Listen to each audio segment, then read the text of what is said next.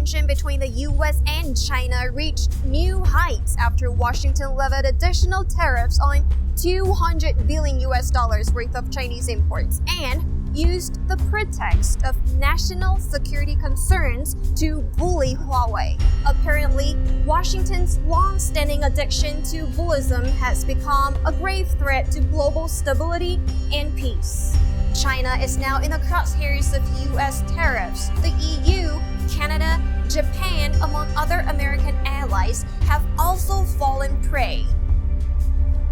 With friends like that, who needs enemies? In soccer, this is called scoring an own goal.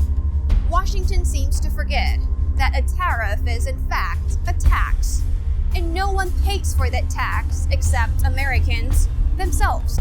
By the end of 2018, import tariffs were costing US consumers and the firms which import foreign goods an additional $3 billion per month in added taxes, according to a study by the Federal Reserve Bank of New York, Princeton University, and Columbia University.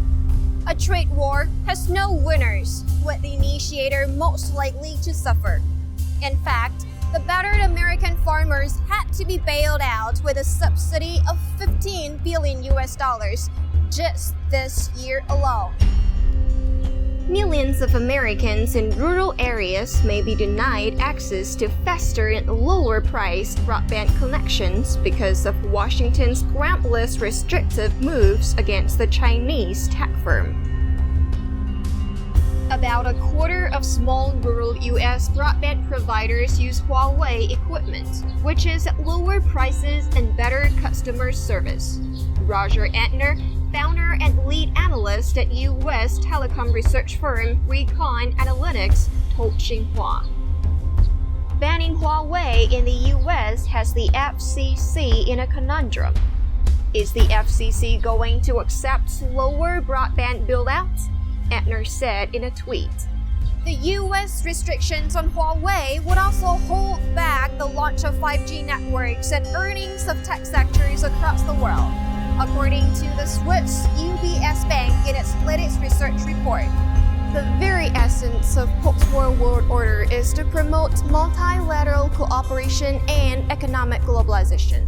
Sadly, Washington's obsession with hegemony is killing the global system it helped establish and from which it has benefited so much over the decades. To promote its key national interests, the US needs to cure itself of its addiction to bullyism and shoulder its due responsibilities as a major power for the common interest of the world. The West has a term called the Boomerang Effect, or as one of the comments goes after our previous episode of Spark. A person's wealth does not come from himself, it comes from others. So is power. What you sow is what you reap.